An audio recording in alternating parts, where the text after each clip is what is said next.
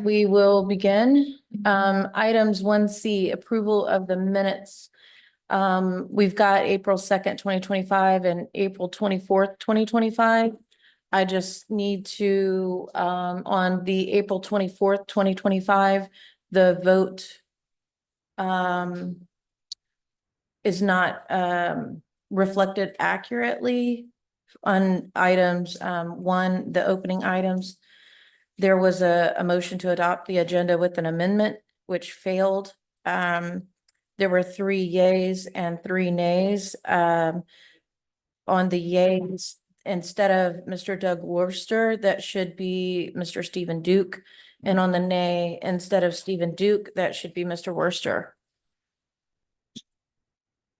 So I would move that we approve the minutes from April 2nd, 2025 and April 2020 or April 24, 2025 with the amended minutes to reflect the accurate vote. So moved.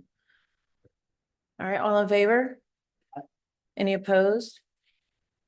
Okay, we will move on then to our first action item as item 2A, early Head Start,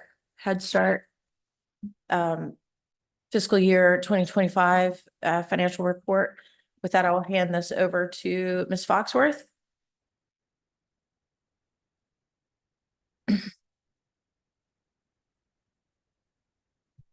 Good morning, Chairperson Gabrowski, Trustee Watley, Audit and Finance Committee, and Superintendent Huggins.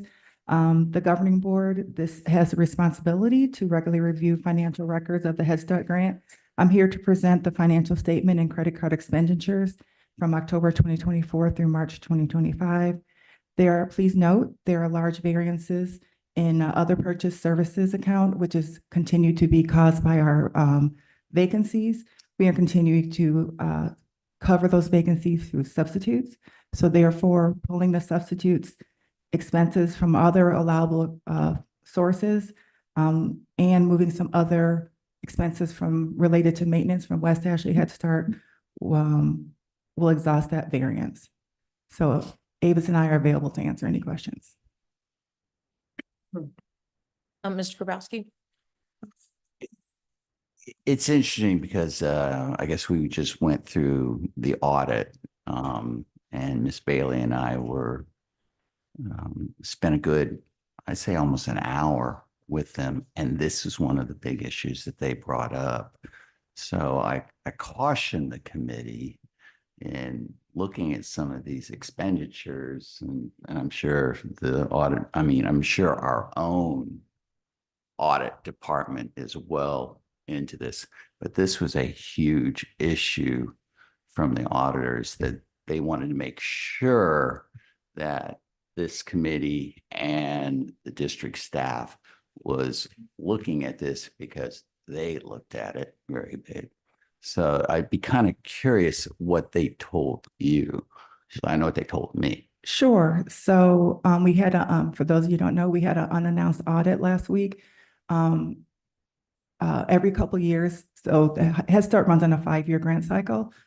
Throughout the grant, there's 3 major things that happens during the grant cycle. You receive class.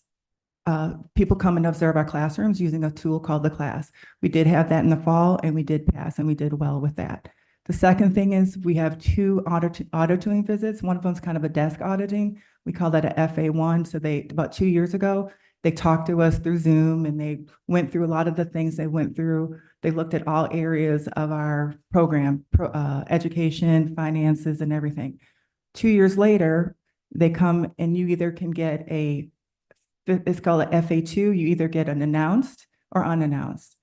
We did not think we were going to get unannounced, but last Monday they did show up with a team of 7 and said, we're here for your unannounced. And so they basically it's saying what you told us 2 years ago, is that what you're actually doing? So they did come and do a thorough audit of all of our program areas. They spent the whole week with audit with Avis.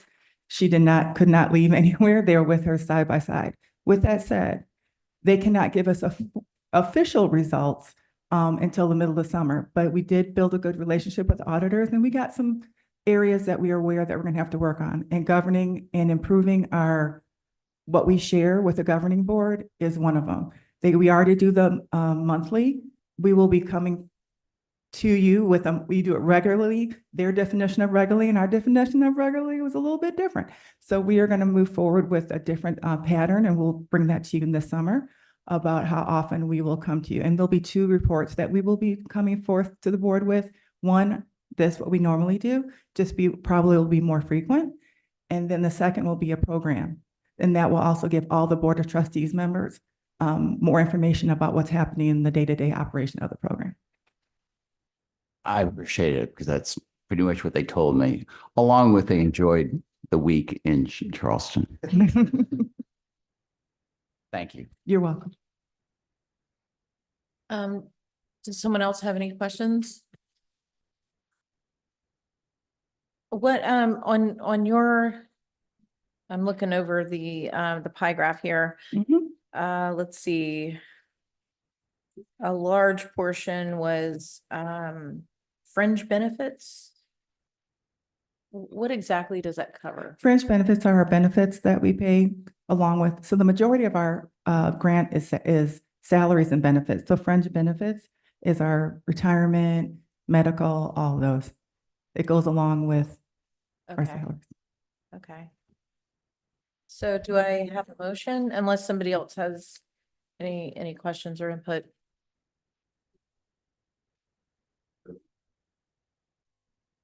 Second. Okay, all in favor? Aye. Any opposed? Thank you, Ms. Foxworth. Mhm. And then item 2B. With this, I don't see Mr. Barowie, so Mr. Prentice. Good morning. We have one reallocation from the Phase 4 sales tax program. He is on Zoom.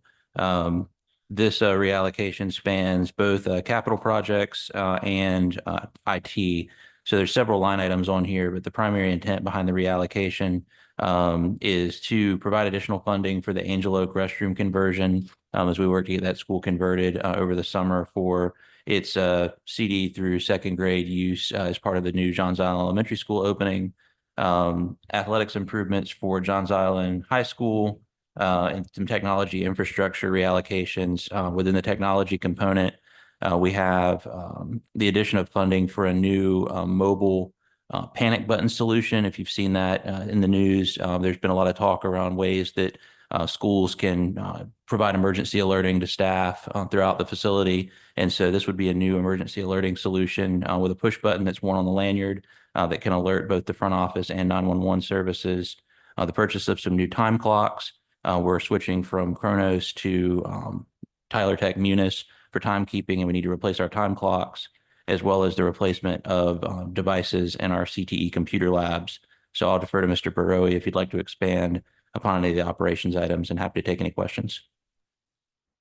Thanks, Daniel. I can just add a couple of things. One is you may note on the reallocation, it says new as far as the projects. That's because each of our tasks within capital maintenance, if it's not listed already, we have to list it as new. As Daniel mentioned, this is to position Angel Oak in a pre-K through 1st grade system. One is taking the what used to be bathrooms in the classrooms, which are now used as storage rooms, and converting those back to bathrooms. That's the biggest change to that project. And as he mentioned with the panic button system, there's been exhaustive research done by security, Mr. Reidenbach's team, as well as Mr. Buckheister and IT to come up with the best solution. It is the next highest priority with security related to our schools, and it is an upgrade to our existing system. With that, I'll open it up for questions. Mr. Rooster? Ms. Stamp?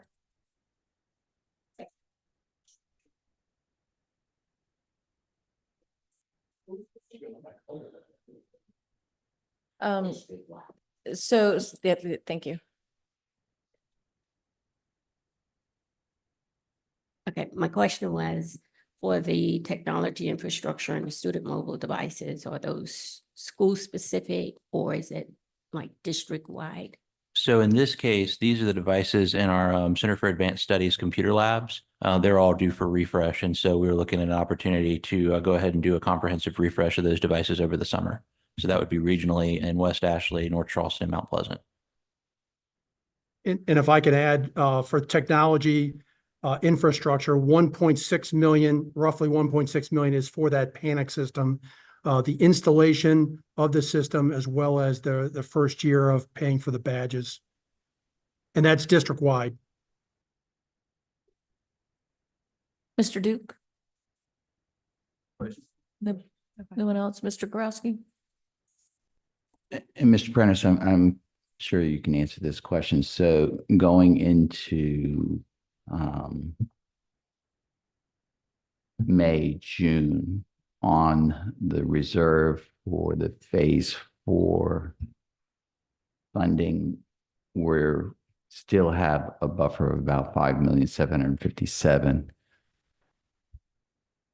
Am I reading that right? Yes, sir. Mr. Barori, as you move forward into the last 2 months of the fiscal year, how do you, will this carry over? Or do we intend on spending the next 5 million or approximately $6 million on projects?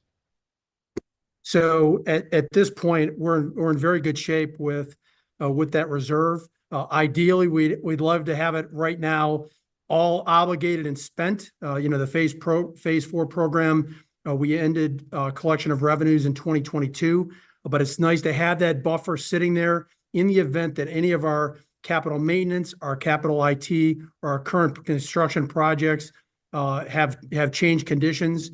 So, just like we're using some of it right now for these emerging projects, or emerging capital maintenance projects, I think we're in real good shape. We're in real good shape to have that money there. I expect that within the next year, we'll have it allocated and quickly spend it.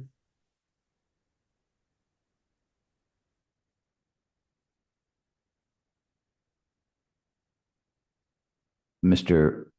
Prentice, going into this budget cycle, are we considering other capital programs that would increase this reserve, or is this the reserve that we're just going to be counting on it, tax collection for the next year to be adding on to and growing?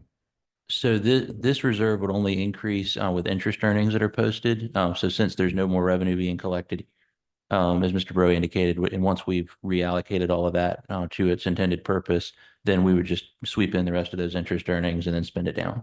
Got it. Thank you. My only question, Mr. Burrow, Mr. Prentice, is with the panic button system, will that be something we just pay initially, or is this something that's going to need like a service fee for monitoring, things like that? Yes, ma'am. Good question. There will be an annual fee, primarily to refresh the badges.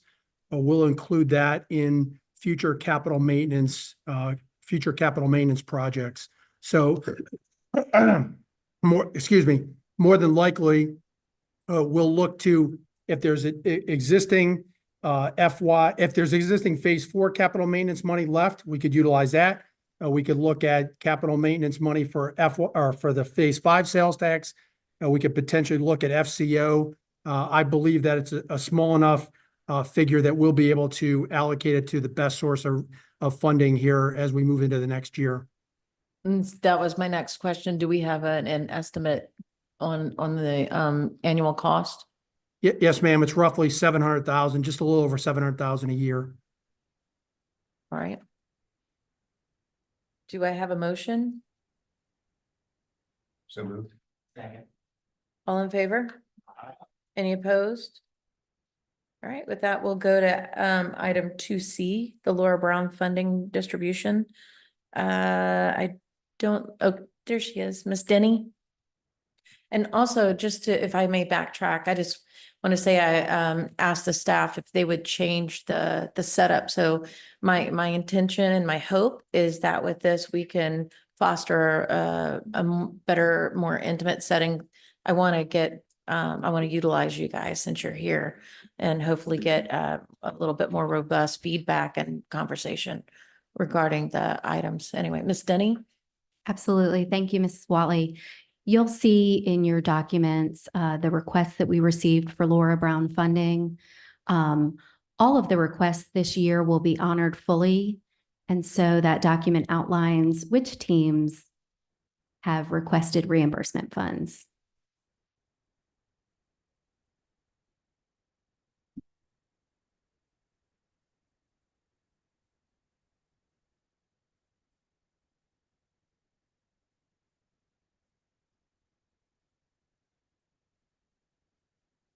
Okay, do we have any questions? Mr. Grabowski? So this always comes up. So we have academic magnets requested 1, 2, 3 of the request. Yes, sir. And then we have Palmetto Scholars Academy with 1 and West Ashley Center for Advanced Studies. But I'm not seeing Burke, I'm not seeing Johns, all these other schools. And I'm just wondering what the district is doing in promoting them into going some of these programs, or are these all something that they have to qualify, like this, the International Sea Perch Challenge? I mean, really? So the answer is a little bit of both. They do have to qualify and be first place winners. This year, we knew that there had been questions in the past about what we were doing to promote the funding. And so we really switched our process. This year, we've directly notified all staff in CCSD on 3 different dates about the availability of Laura Brown funding and what their teams needed to do to qualify for that funding. We wanted to make sure that everybody knew that this funding was available. We also included it in the principal's packet on 2 occasions. And then finally, we had the CTE team reach out directly to CTE teachers. The other thing, and Mr. Prentice, I guess I'm missing it, is, so this is $54,000 that's being requested. What are we looking at as a balance on the fund? And are we digging into principal, or are we just living off the interest? So this is actually a general operating fund allocation that was approved by the board. So there's $75,000 in the FY25 budget. So it would leave approximately $20,000 left over. And then what's not used would fall to fund balance in the GOF and is budgeted again at $75,000 next year. Thank you. Thank you, Ms. Denny. Thank you. The only thing that I would piggyback on what Mr. Grabowski was saying is, because I've regularly visit the CAS in West Ashley, they have in the past won awards for the robotics. So I'm just curious as why are they participating? So I don't know specifically the answer to that question, but the fund is designed for first place winners who go on to participate in a competition. So I wonder, and this is just an I wonder, if the awards were won and there's no subsequent competition. Yeah. Does anyone else have anything? Okay, do I have a motion? Thank you, Ms. Denny. All in favor? Any opposed? All right, we will move on to item 2D, proposed audit and finance meeting schedule for 2025, 2026. So this is the meeting in which the committee considers recommending the schedule for the upcoming fiscal year to the board. The board has its schedule on the agenda as well for this month, so everything coincides. So we're asking the committee to recommend a schedule which continues the meeting day on Wednesday of each month in the format that we've adjusted to this year. Yes, sir. Mr. Garrett? Given the past couple of meetings, it seems like it's tough to get everybody here at 8. Is it possible to push it later in the morning? Ms. Huggins? I know part of the feedback was at 8 a.m. What about 9 a.m.? That would be just fine with us. Yeah, That would be just fine. the mornings are just, to me, it's very difficult afternoons are a lot easier because most of the problems are done. And I know financially, I don't see how any of you can come here at 9, 10 o'clock, 11. It doesn't make any sense to me. I know in my position, I may have to drop off because I cannot come in the morning because it's just the way the state works. You know, our headaches happen first thing in the morning. Afternoons are just so much easier for me, but So I that's one discussed, position. I discussed the afternoons with the superintendent. So for me, the afternoons are extremely problematic. That's where I make my living is primarily in the afternoon, and I'm unfortunately not independently wealthy. So I would take a tremendous and have before we moved it to the mornings was taking a tremendous financial blow. Working with the superintendent, that's why we discussed, I guess I asked her at the head of the day or at the end of the day. And she said for district staff, it would be better for the front of the time, the early in the day. And then also we were running into problems with some of the meetings running so long, and district staff needing to get back to work too.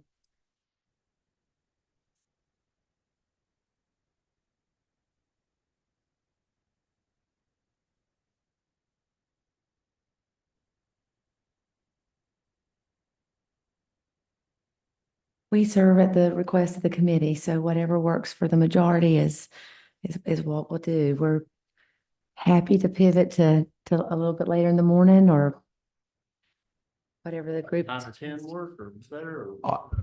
For me, at least 11. The closer we get to lunch, because it seems, you know, that's, it still gives a break. So I would recommend hearing what the chair is proposing. I would recommend 11. That still gets in the middle of my work day where I'm able to actually make a living.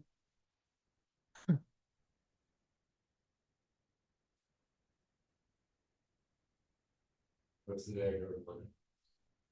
Yeah. So, I don't know, I'm open to hearing from the rest of the members. Morning works better for me because I'm commuting all the way to Daniel Island, so I Okay. have to go. And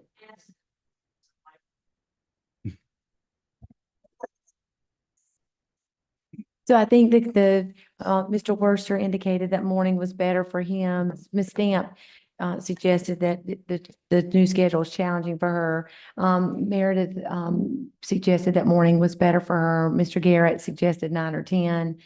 Mr. Griffin or Mr. Duke, I'm certainly not chairing this meeting, but my goal was to summarize there for you. I mean, 9 o'clock just makes it easier. I mean, during the summer, it'll be easier, but I had a late bus, so that's all in the late meeting this morning, so. You heard that, Mr. Broy, a late bus. So 9. So I don't have to worry about the bus, Yeah. but, you know, I'm flexible, so I'll just make whatever works. Similarly, So is 9 sufficient for you, Mr. Grabowski? And would that work with you, Mrs. Watley? 9, yes. Okay. I'll compromise on that for sure. I mean, I'll go with the will of the majority. I just may have to drop off just because my state responsibilities are making it very difficult to get here. Today, I'm nice and clean, but I was on board that ship at 4 o'clock in the morning in a hazmat suit. We just didn't get dirty today, so I was able to go home and get clean. But I don't know. This is a long-term project, and I'll have to play it by ear. But I go with the majority, the will of the committee. Correct me if I'm wrong. It seemed like the majority was okay with 9. morning. Okay. And do you want to change it from 8 to 9? Is that better for everyone? Okay. All right. Any opposed to that? Ms. Stamp? Okay. All right. Well, with that, we will. Call for the questions. Or is Oh, everybody but Ms. Stamp? It's everybody but Ms. Stamp. And Mr. Was there a Kowalski. motion? Yeah, the dates are fine. Is there I a think that's motion, what second the other to part approve? is. We have to approve Can the we dates. do an so I'd official? move to approve Move to the approve. Thank you, the Mr. agenda as amended to a 9 a.m. start. Okay, and then second, Second. and all in favor Aye. Aye. and opposed, Ms. Stamp?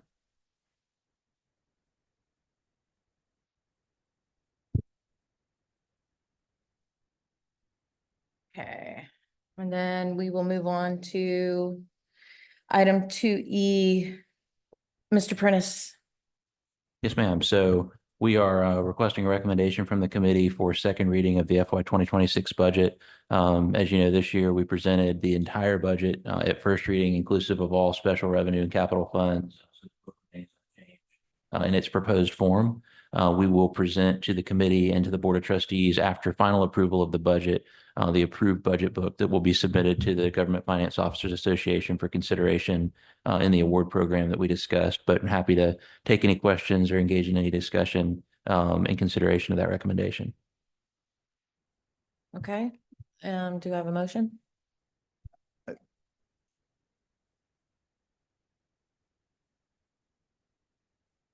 Are we going to discuss it? Do you want the motion and discussion, or do you want? Yeah. Okay, I'll make the motion. Okay, So, second. Second. All right, discussion, Mr. Korowski.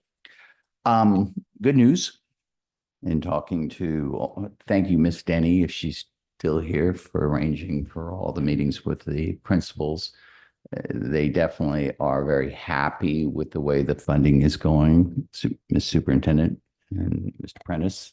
We work really hard with those folks, Mr. Grabowski, really hard with The them. weighted formula, obviously, when you look at it, especially coming from my district, I would have thought it was, there'd be a bigger issue, and all I saw was universal approval.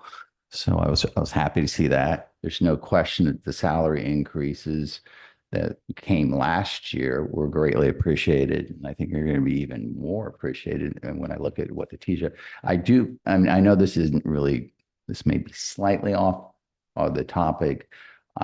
What I did see universally is everybody's using their money totally differently. So how we ever get around to evaluating whether this is working, I think you're going to have a challenge. But at least with how the money is being spent, they were all, at least the principals that I talked to, were very, very happy. And I showed them the budget. We went down through the budget, went through the pages and everything as it affected their particular schools. And I was pleasantly surprised that I did not receive one negative comment. Thank you for that, Mr. Grabowski. So for the public, Mr. Grabowski represents District 1 out in Mount Right, Pleasant District and 1. all and all. And we were out there for a meet and greet last night at St. James Santee, in fact, and the teachers were grateful to the board for the continued increases in pay, and so were the classified employees. We are committed to very transparently assessing the effectiveness of the weighted student funding linked directly to student outcomes, and not necessarily growth, but proficiency and achievement. And so we'll know more about how successful the actual strategies and or positions employed by the WSF were once we have student outcome results in high schools, specifically Wando and Lucy Beckham. In your district, Mr. Grabowski, West Ashley High. In your district, Mrs. Watley, will be end of course. So we'll know more about that, which will be embargoed by the end of the year. And then we'll know more about grades 3 through 8 from SC Ready when those results come back midsummer. And so we'll then correlate student achievement specifically in regards to the pupils served, pupils in poverty, students with disabilities, and multilingual students in relation to their achievement as opposed to the investment. So we determine an ROI, because $36 million, which is the request in the FY 26 budget, is significant, and we need to make sure that what we've employed works. And if it doesn't, we need to figure out what will, to be quite honest. So we do believe it'll be more than 1 year to really assess longitudinally the effectiveness of such initiatives, but we're committed to doing so very transparently for the board and the public. And really to clarify for the committee, what's interesting is that you can have one school that hired a literacy coach, and then you had other schools that went in heavily on the needs for special ed. So when you look at trying to say, well, how's a literacy coach going to help I mean, you know, it's going to help, but how do you compare what you did for, you know, the students who use the literacy codes versus obviously the students that needed special ed? I think that's where the challenge is. I think the second challenge that the committee's got to watch for, not so much in this year, but definitely in the upcoming moving forward, is the source of this funding, because right now we are living off of money that we had set aside from ESSER. So at some point, and I feel very confident in Mr. Prentice, is analysis that we will be supplementing this with other money in the future to keep this going. But that was discussed with all principals, and they all understood it. So I'll touch on a couple of those things if you don't mind. You know, the use of fund balance proposed in this budget is cut in half from what was proposed in the FY25 budget. It's that strategy to step our way out of using fund balance over the next few years, but also to spend thoughtfully some of the fund balance that we had set aside as it exceeded both the state and the local policy threshold. I was speaking to Mr. Duke, or excuse me, to Mr. Griffin the other day, kind of engaging in conversation about the overall strategy behind the budget. And, you know, of the funding that we budgeted in use of fund balance this year, we're only proposing or looking, you know, at our final estimates to use less than $20 million of the $63 million that was budgeted due to an underrun in expenditures from salaries and benefits, as well as some additional collections and revenue over the budget, which lined up with our forecast. But the fund balance that we will spend is only going to be from that committed fund balance for ESSER sustainability. We had set aside the $37.5 million. And so if we spend 18 of the 20 this year, we'll still have 19 million that we roll into FY26. And while we're budgeting 30 million, our estimates and the projections are that we're only going to spend around 10 as it all settles out. And so then that'll still leave us with around 9 rolling into FY27. So we are using that fund balance strategically, and we're showing that as committed on the financial statements separate from the unassigned fund balance until that fund balance is fully utilized. But by FY28, we anticipate that property tax revenue growth will continue to step in and take over for the ongoing support for that program. One thing I'll mention with the changes that have happened at the state level, it's really not material for us, but there was a conversation this week in the State House with the House in particular. They have issued a proviso that changes the weighting for charter schools, for virtual charter schools, from 0.65 to 0.35. And so that reduces the virtual charter school funding and provides a reallocation of funds to K-12 throughout the $112 million recurring funding increase, which will provide us approximately $700,000 of additional state funding. We were already a touch conservative there, and I didn't feel the need to make an adjustment to the budget because we always like to make sure we have a small buffer. But if you look at the sheets that the state issued in terms of the estimates revised, it made a $700,000 difference for us. It made nearly a $2 million difference for Greenville because of that disparity that we've discussed in terms of the way the formulas work and per pupil amounts that we receive. So that just kind of further underscores that. But that's a positive change. No other real changes have happened throughout the process, and so that's why we were comfortable continuing to recommend second reading as it was presented. The last thing I'll mention is, of course, between first and second reading, we saw the governor sign the bill into law regarding the removal of the constituent boards. And so the budget already included the contingency for us to switch over to this hearing panel approach to managing student discipline hearings. And so those funds were already there as we anticipated that this may happen. And the constituent board funding, the constituent board office in general, those net of the costs that are being reduced will just be moved into the risk pool as those offices are closed and everything is curtailed at June 30th. Thank you, Mr. Prentice. Ms. Stamp, Back to Mr. Rouse's. can you use the microphone? Oh. Thank you. Again, just a question, when you said you met with all the principals, were they just the principals within your specific district? Or That's correct. so is anybody else on the school board doing the same type of? I did. I met Okay. with all the principals in West Ashley, and they all looked over the budget book, and they're very happy with the weighted student formula. I'm a little concerned with what he was saying, like we're using the fund balance to balance through 2029. That's why I was asking about going through 2030. What happens when we get to where we don't have that cushion with the fund balance? especially with as aggressive as we're being with the pay raises. So, and we'll include in the final budget book, we have policy statement as well as the fund balance requirement. But even through 2029 and 2030, there's, 15 to $20 million positive variance of fund balance over what the actual requirement is at the board level. And so anticipating that, that the forecast will continue to evolve. Like I mentioned, we'll provide the FY 2030 update after we load in the approved FY 2026 budget. And so as we get into July, August, I'll provide that additional year. We're still working on refining the FY 2030 estimates. But what I'm looking at as we go into FY 2030 is finally kind of seeing that tide change to where we're stepping out of a use of fund balance and budgeting, perhaps budgeting a little bit of fund balance in FY 2030, but the end result would be not a use of fund balance at that point in time, and starting to see a positive variance and increasing our fund balance from that point forward as the policy increases. Ms. Stamp, did you have more? This is for Superintendent Yes, Huggins. ma'am. Yes, ma'am. Are you all doing like any sharing? Like if you're going to a school and you see that maybe a program works, and are you looking at that? So maybe you recommend to another school that may be a program that could work. It's a great question, Ms. Stamp. We do regularly. We sit down with schools in feeder patterns and in the fall, and then we sit down with schools with like demographics in the spring. And we talk about the things that principals are employing in their schools based on data that are working well, so that principals have that opportunity to collaborate. Or so very formally with me present. So formally with me present, that we try to create settings where people feel like they can talk and share. And our associate superintendents also do that each month when they meet with our principals.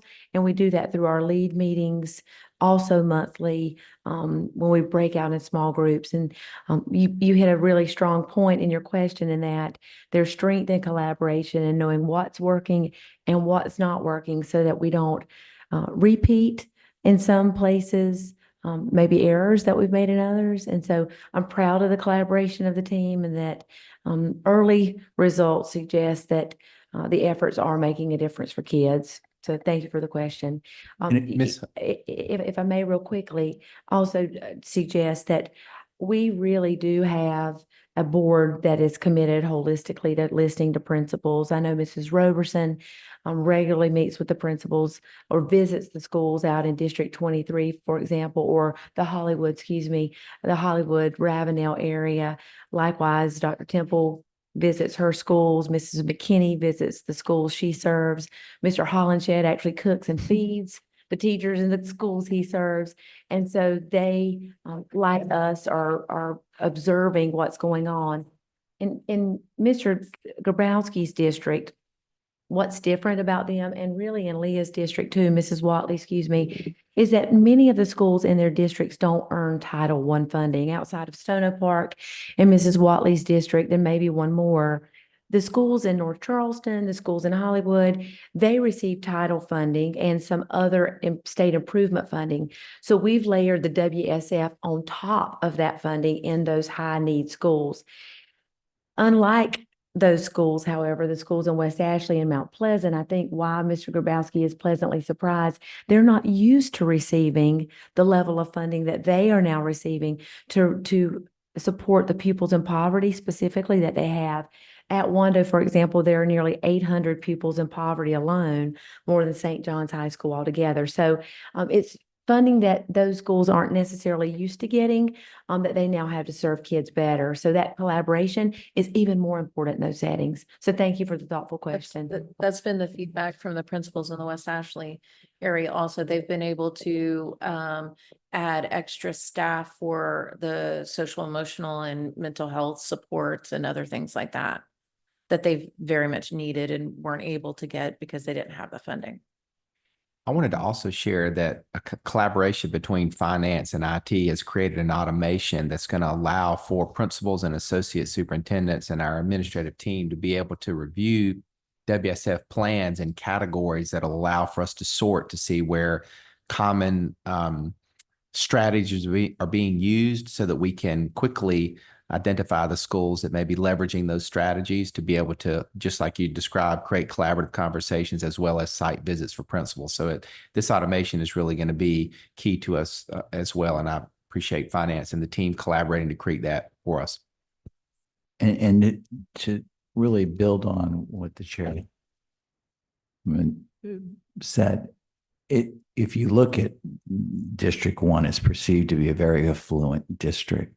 But at the same time, it's amazing to see the poverty rate. So when you look at those classifications, the weighted formula gave, and that's why I was saying that, one was used for literacy and then a lot of special ed. That extra money for special ed has been game changing for a lot of these schools. So these 4 categories of how it feels, as the superintendent accurately said, it is additional money that they normally would not receive. So that's why the principals across the board are very happy with what's going, and I hope we can continue to keep it funded. I think one of my schools also was able to add a math coach, or if memory serves me correctly. I've been meeting with them regularly since we implemented, well, even before we implemented the weighted student formula, but especially since then, so that I can keep a close eye on how it's impacting the schools.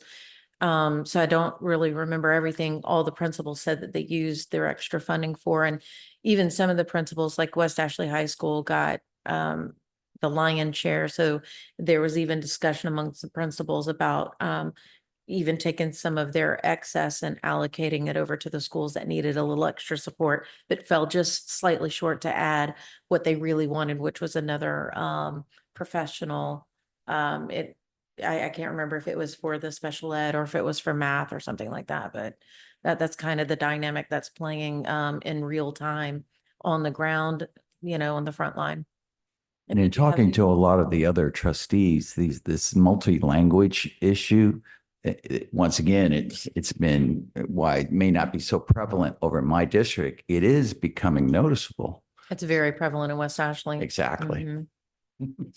Yeah, West Ashley has the fastest rate of growth among the population. It's got the most diverse area of the district, especially with multi-language learners and things like that. Springfield, especially, I believe that school has over 20 different languages in it. Yeah. Did anyone have anything else? Mr. Garrett? Yeah. Can you use the microphone, please? Sorry. Thank you. With weighted student funding, last year, a lot of decent chunk of it wasn't used. Presumably at some point this summer, principals will know, their incoming students and what their levels are. Like, are they looking at, down to a student, sort of how they're planning to spend those dollars so that they front load the spending rather than getting to the end of the year not having used it, on knowing that they're getting, let's say at any given school, half of them aren't going to be reading on grade level in first grade. So we're planning to address it. So we're estimating around $3 million in underspend this year in weighted student funding. And part of that is we're going to reappropriate those funds to balance the WSF for FY26. This year, kind of a crawl, walk, run approach of sorts. The launch, the infrastructure being developed surrounding, goals and guardrails existed. I think everyone was kind of like, okay, this is new. We're going to program it out. You got to change the way of thinking about how you approach this, because a lot of people have looked at things traditionally as an allocations approach, and, principal getting a wallet and you can actually do something different with this than just hire people, required a lot of kind of creative thinking to the different opportunities that exist out there. So going into this year, we have kind of a toolbox that we've built for all of our academic leaders that they can pull from. If they have a tutoring service that they want to engage with, we have a contract ready for them. So they can really kind of program that more tightly from the beginning. Because, if they have a position that they hire and it goes vacant, they can actually reallocate those funds for another purpose midstream. Whereas in the general operating fund, that position is just simply vacant until hired with a new incumbent. And so we've encouraged them to think differently about things throughout the year to ensure maximization of utilizing those funds, with every single strategy tied to ROI and a SMART goal. as Mr. Grabowski was mentioning and Dr. Clamp mentioned, we've developed the infrastructure this year with them actually being able to use an application to build their plan and pulling in data from our financial system so that they can look at it a little more comprehensively, and it helps us with the reporting as well. And so I think that as well will help them receive some accountability from their principal supervisor, their associate superintendent, as they consider, what other opportunities might exist with the funding. So I think it is going to be a much tighter expenditure for FY26, but we're reappropriating those savings from this year. Thank you, Mr. Prentice. Mr. Garrett, it's a really thoughtful question. We, due to the dashboard that Mr. Prentice and his team build out, helps us track this along the way. So in the winter, December, January, we sat down with all principals when we looked at mid-year MAP and iReady data, which is the way, so that the way we determine if students are appropriately growing towards the benchmarks we've established for end of the year testing. And so when we sat down with principals to discuss that student data, like you just suggested, is a first grader reading at the level commensurate with what we would expect in the 4th month of the second year of their schooling. Part of the conversation mid-year was, how are you using your WSF? And here's what you have left. And are there things that you need to do mid-year to allocate resources that will better serve the students who aren't performing in these groups? And so we've tracked it along the way, which I think is why we're closer to the 3 million than we maybe were to start. But it's a conversation that we're really having thoughtfully with principals, particularly around budgeting. And it's a reason that we brought in Marguerite Rosa from Georgetown to meet with our principals. I'm no finance expert. I wish I'd listened closer in my admin degree to all the finance classes that I had. So I'm not an expert. I say that publicly.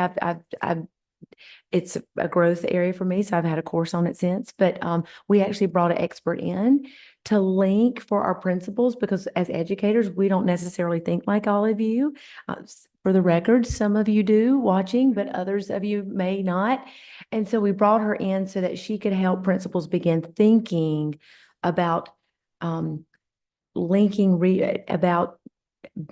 budget to student outcome and how you plan for that and assess that along the way, so the budget isn't just something we do every year in March, but really we're thinking thoughtfully and strategically about how we allocate resources to kids along the way and the return on investment. Because if it ain't working, you got to figure out another way to do it.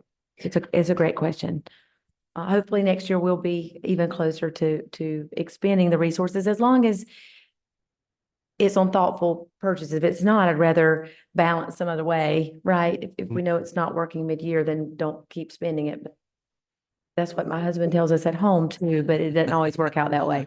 Well, and to that point, I've received some questions from principals. Oh, I have some extra WSF funding left over. Can I use that to cover X, Y, and Z? And the answer is, well, maybe. Does there have, is there ROI tied to that? What's the true student achievement gain that we're going to see if we spend those dollars on that purpose? And so WSF, we're trying to get them to switch their thinking from the availability of a resource to, the use of a resource to drive student achievement, and to truly link it to ROI. So a lot of what we'll see after we have all of our data from this year is, did this goal result in, this increase in student data tied to this expenditure, and what was the cost per pupil in administering that goal in that particular school? And the new application that we built for FY26 will help us even more robustly present that along the way. But it's very new, and we've talked to a lot of industry experts, including Dr. Rosa with Georgetown, and some folks in Boston that do work in kind of weighted student funding throughout the country. And we've listened to their thoughts and kind of considered different ways to go about it. But we've gotten a lot of positive feedback in terms of, you launched it quickly and it seems like it's gone well. And I think that being within 10% as a margin in year one was a pretty good target to hit. But again, I'm really hopeful that people will see the availability of lap salaries and savings in FY26 and grasp one of those and use them. Every day counts in a 180-day school year. If they have available funds, to repurpose them and continue to use them for every little purpose, even if it's just bringing in a tutor for $5,000 or $10,000 to help a small subset of students work on increasing their level of awareness or engagement with the subject to get to the finish line. Mr. Kent? So I just have a couple quick comments. First, again, I want to applaud the administration, Mr. Prentice and the team. I know it takes a lot of people, but the quality of the materials are really excellent and a very marked improvement from the past. And I know a lot of the data has been available in the past if you pour through it, but it's been a wall of numbers that I think is harder for folks it takes a lot of time to work through. And I think it's much more digestible for a lot of folks. And I think that's really valuable to this committee, but I think to the district as a whole. So I think that's excellent. I also think the materials also give us in a more understandable form some of the information that I think will be useful for us as we're looking longer term, the ability to do analytics, comparative analysis. I think focused on the out year projections and the fund balance has always been a concern of mine, and I share that focus. I think that's the right focus for us, or one of several for us. And so I think that's all great, but I think the time for spending energy on that is after getting through the budget approval. Maybe we spend some time in the summer and fall thinking through the long-term projections and those impacts. So I want to just thank the team for creating great information that's, I think, going to be usable for us. But then to the bottom line question is, does this committee think this budget should be presented forward? And to me, the answer is very clearly yes. It seems like a prudent and appropriate budget for this year. So kudos and thank you. Ms. Verson, do you have something?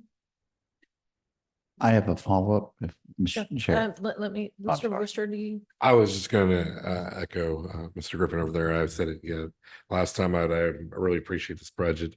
The amount of effort that goes into this, I know, is tasking, and moving into a GFOA, I think that's awesome and great for the citizens of this committee to be able to read that. So I appreciate all the effort and the candor and the answers for all the questions. Great job. Thanks, sir. Mr. Grabowski? We focused a lot of the discussion on the fund balance and the weighted formula.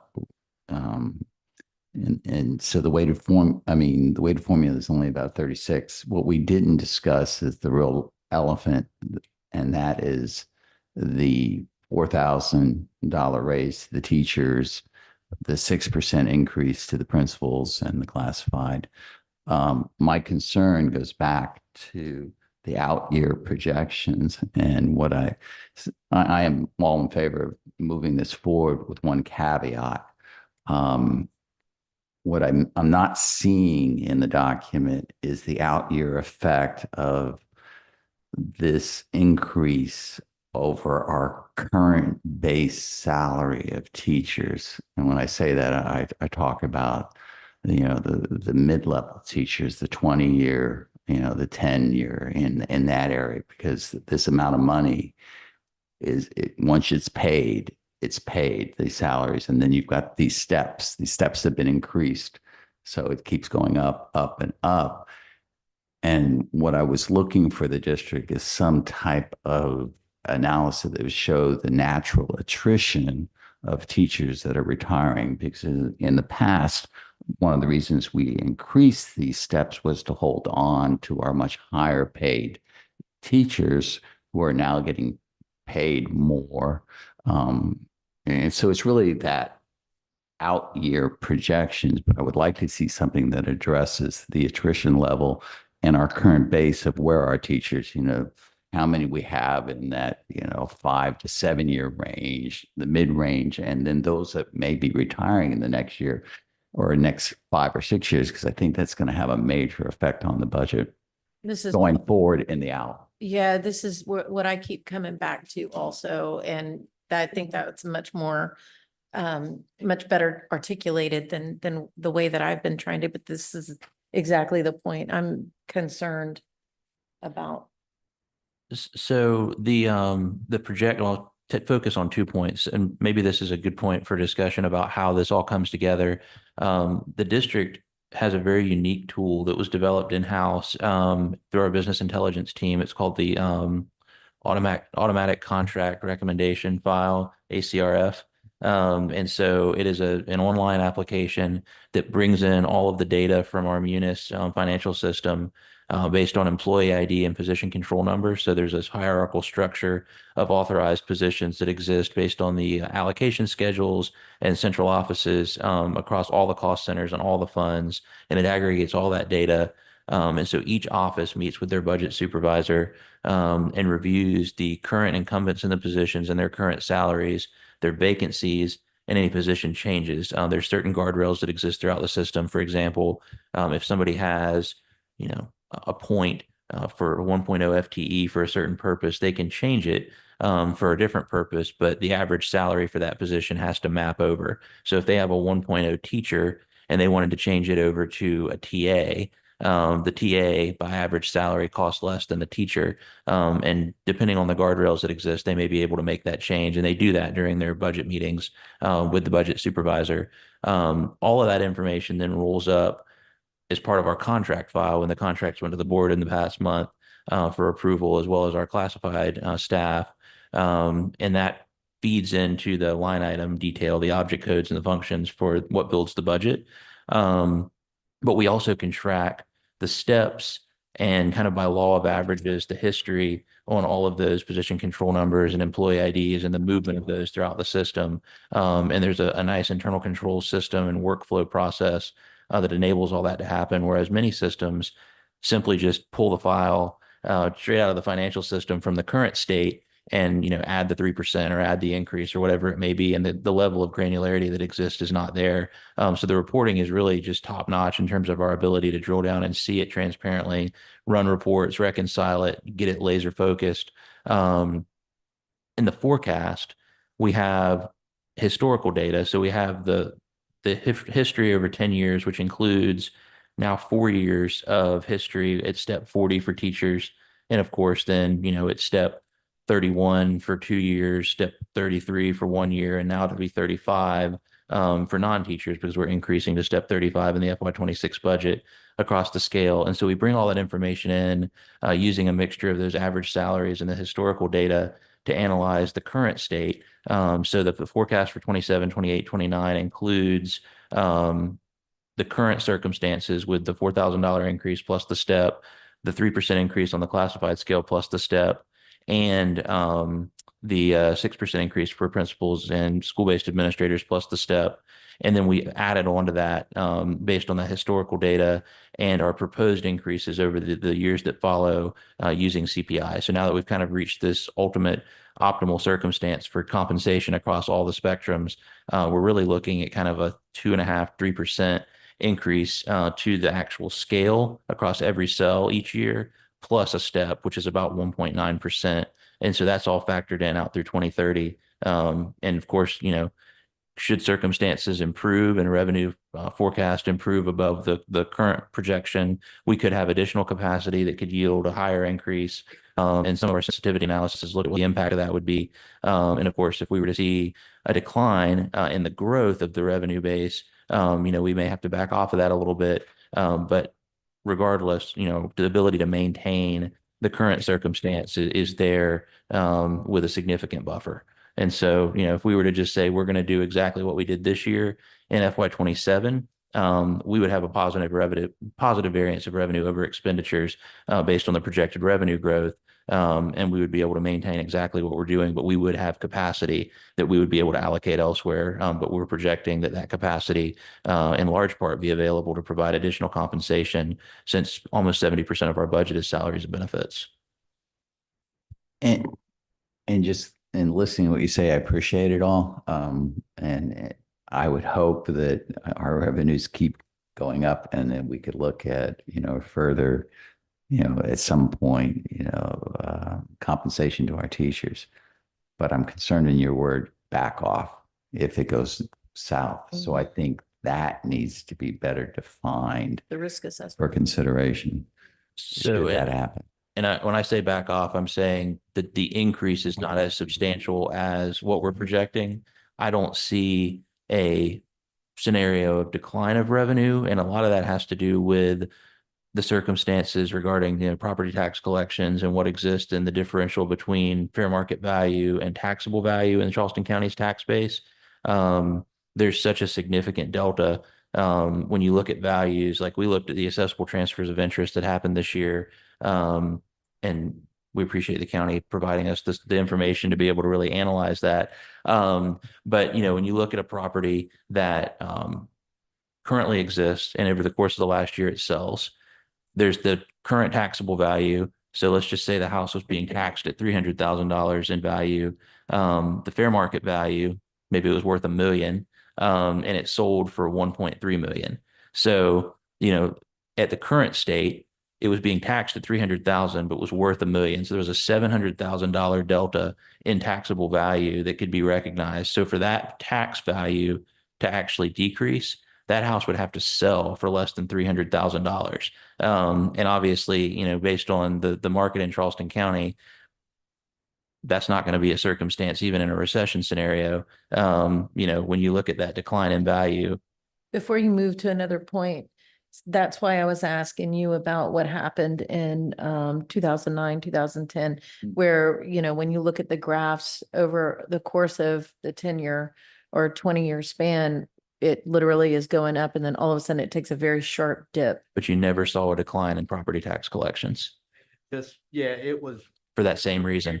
period where you still couldn't argue for lower values. Yeah. It was the taxes sort of, Even though as a many, property owner, you were in a bad spot. even though many houses, I mean, our inventory for houses on the market that ended in foreclosure, it really tanked. The houses were being purchased at a very low market value. Yeah, it's as far as income wise, it remained pretty steady. Okay. Yeah. The market value had been exceeding the taxable value. Okay. Mhm. They were so inflated. Okay. Mhm. We are definitely seeing that again. And like the market dropped, but there weren't sales necessarily recording. So you had to know, like for a period, there were no sales going on in 9, 10. And so you had no data you could point to say it's worth less now. And so Okay. you're in a bad spot. You still had to pay the tax. I appreciate you guys having this conversation because these are the questions that I've been trying to ask over and over. And this is why I wanted this forum so we could lean into one another and have a more robust conversation, especially in terms of like risk assessments and things like that. So what happened during the recession, you had a few circumstances change. You saw your payer mix change a little bit. So, while largely in Charleston County, the mix is mortgage and, direct pay from, taxpayers. So escrowed payments from mortgage companies and then direct pay from the taxpayer. You did see an increase in, bank payments from foreclosures in terms of the banks making the property tax payments because they own the properties through a foreclosure. But even in that circumstance, when the foreclosure happened, the assessable transfer of interest resulted in a higher property tax bill than what it was previously being taxed at because the foreclosed value was higher than the taxable value, even though the fair market value decreased. So as part of the budget last year going into FY25 and this year going into FY26, we looked at, I don't know how many it was. It was 2,500 transactions throughout the entire county and looked at some of the statistical analysis and what that delta was, and how much excess capacity was built up when that property sold, and then whether there was a gain or a loss. So for example, if it was worth $1 million being taxed at 300 and it sold for 1.2, you saw a $700,000 organic gain, but then an additional $200,000 gain from the sale. Or if it sold for 800,000, then you saw an increase over the taxable value of 500,000, but a decline of 200,000 for what it was previously worth as fair market value. And largely over 99% of those transactions saw a gain on the fair market value as a result of the sale. And so that just is another indicator that shows us that the direction that we're going is that, when this property changes hands, we're going to see not only an increase in the taxable value, but we're going to see an increase in the fair market value. And then that information is subject to, 15% cap. So this goes back to the conversation we were having at the last board meeting where I started to highlight price stability as being an indicator. So this is that pendulum swinging and the instability it just has me concerned. But more to Mr. Grabowski's point, is there to display the risk assessment?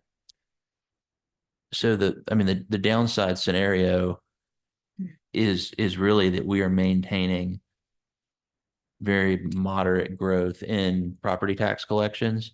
And, our forecast assumptions look at a very conservative approach to the increase in revenue. So, I mean, we looked at a historical trend net of increases in millage. So we looked at it based on assessment growth. We didn't look at it, scenario where we increased the millage and revenue increased as a result, but we looked at what the average assessment growth was over time. And then when we compare that to the actual information received from the county, I think we were around 4% projection growth, but then we were at like 5.71% growth in the actual assessed value this year organically. And so there's a gap there as well, from, what's likely to happen in our projection that's conservative. So in the event that we had, some form of a downturn or a decline in sales that resulted in either assessable transfers of interest or new construction slowing, our forecast assumption would still be in line with what we needed to be able to balance the budget. And I mean, we can go into greater, as Mr. Griffin indicated, if we want to have maybe a deeper dive into some of the forecast once we have the FY 2030 data included, maybe in kind of a workshop post-budget adoption to look at some of that, and with further clarity. The model is manipulatable. I mean, it's not something necessarily that you want to get into in, a formal deliberation of approval of the budget necessarily, but I'd be happy to bring the model and open up the sensitivity analysis and share the screen and say, well, what if we saw, 1% decrease in collections on property taxes? How much revenue does that dip? And I mean, you can real time enter information and see how it moves those lines over 5 years with all those variables considered. And that might help kind of give some comfort and some understanding into how those assumptions come together. Essentially, what we presented was our frozen best case scenario outcome, based on all the review of that data for the purpose of presentation of the budget. Mr. Garrett. But just to tag on to that, this budget, obviously, everybody's happy with it. It's presented great. It's easy to understand. You're raising taxes significantly above everybody else. You're not raising salary. Mr. Garrett, I have respected you for a very long time, but I was going to ask you to correct yourself, sir. The salaries, and you're not raising taxes. You've got a huge fund balance. Everything is good. This is a perfect time to say, all right, over the summer, principals, if we had to cut 5%, now that we've given you all this, where is it so that it's easier to do it while everything's good to say of your 250, 300 million that is not spent on salaries that are teachers in the classroom, where could we cut if we need to, so that in future year, let's say the fund balance isn't what it is. So, I mean, we're really in this optimal circumstance with salaries. And I mean, I hate to suggest that there could ever be a flatline year, but we certainly could afford to consider, not providing much, if any, of an increase and continue to maintain, a competitive edge in the market. So, I mean, that's a big one. That I would like where just having principals say where can, while everything's good, where would you have us cut if we had to, or if the board said do this? So, you've got salaries and benefits in terms of, I don't see any circumstance where we'd have to do mid-year cuts. That was something that used to happen, because, there were a lot of refined assumptions that would happen throughout the year. And I think we've gotten to a point where, we're so fine-tuned in, the numbers for a fiscal year administration. But if you were going from one year to the next, where could you cut? That's what I'm saying, more so to think about from now through January, sort of, if you wanted to plan to do more weighted student funding or whatever, or just to maintain pay raises, where would you get that money without? So, I mean, you could consider allocations formula changes, while not optimal, you could look at, class sizes. So this year, based on the allocations formula, we added 56 teachers, and that's, trending with the increase in enrollment, of course. But, if you were to move, the needle on, class size by one student at each level, that would obviously have a fiscal impact to the good, because it would decrease the number of teacher allocations that were provided across the system equitably. So there's some things, and we have that in the model, based on enrollment increases, what does it do based on our standard allocation schedule? So that forecast also knows that, there's a 1.2% increase in projected enrollment in FY 27 across the system, and that requires an additional X number of teachers based on the current schedule. But if you were to change the schedule, you could see a reduction in the requirement of additional teaching staff as a result. and potentially a decrease in teaching staff requirements as a result, just by changing class sizes. So that's one thing, principals, their budgets are really formula driven outside of weighted student funding. So they get their allocations based on their enrollment, and then they get their, materials and supplies funding based on their enrollment as well.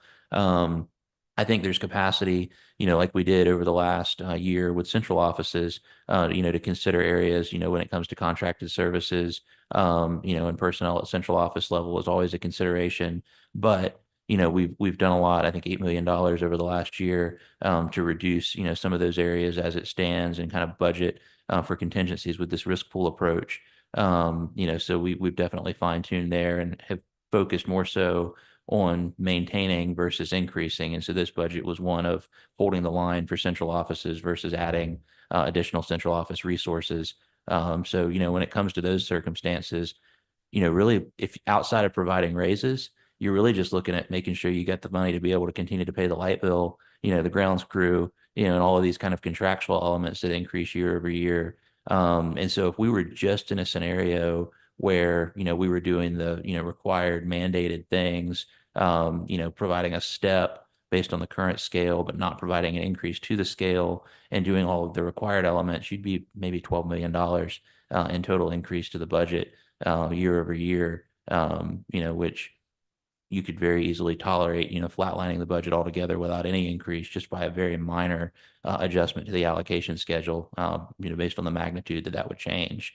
Because the 56 teacher point additions that happened based on formula this year was over $5.8 million in additional cost as an example. So if you were to just flatline that and say we're, keeping our allocations the same, based on enrollment increases, that would be the impact of that one alone, which is pretty substantial.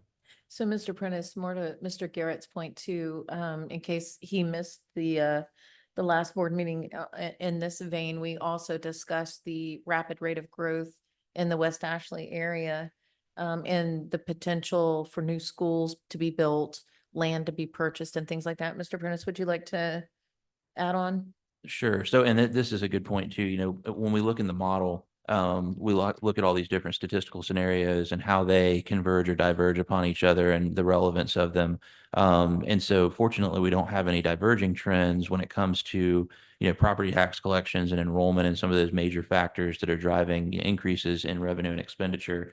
So, there's some systems that are seeing a decline in enrollment and an increase in, expenditure demand and kind of a muted revenue scenario. In our case, we're seeing a very consistent trend with increase in property taxes that's tied to increase in enrollment and the corresponding, growth required in the budget to support all of that.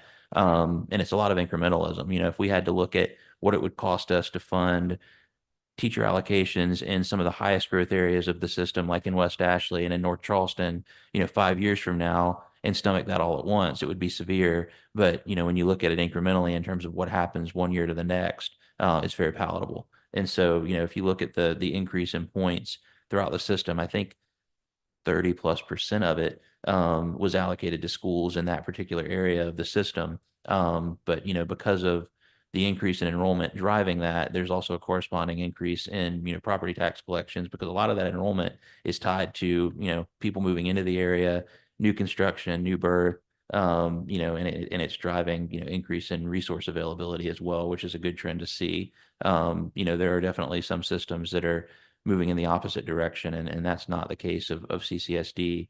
And from a projection standpoint, planning and real estate, Mr. Broey could speak to this, has put out their long range numbers, which we included in the budget document this year. We've not previously put that in there, but we wanted to show transparently, what we're projecting out through the forecast scenario timeline. And all of that ties out in the financial forecast as well, to include those additional allocations in those years, so that we're not just assuming that we're going to maintain the status quo, but that we're going to actually grow, the allocations that we provide to schools based on the current formula without having to back off of it. But we could, not preferred, just like we could change the per pupil allocation that we're providing to schools and weighted student funding in an adverse circumstance, while we're allocating $1,353 per pupil in weighted student funding this year, we could look at tweaking that if we needed to back off of it a little bit, But again, that also is tied to the increase of enrollment. And so, we're seeing the same support in that sense available. But if we needed to hold the line on weighted student funding at 36 million and not increase to the projected, 37, 38 million that it's going to be next year, based on enrollment increases and the increase in per pupil cost, could be something we could ask principals to do, but we just don't anticipate having to. Does anyone have anything else, Ms. Person? Do you have anything? Mr. Duke? Mr. Worcester? Ms. Stamp?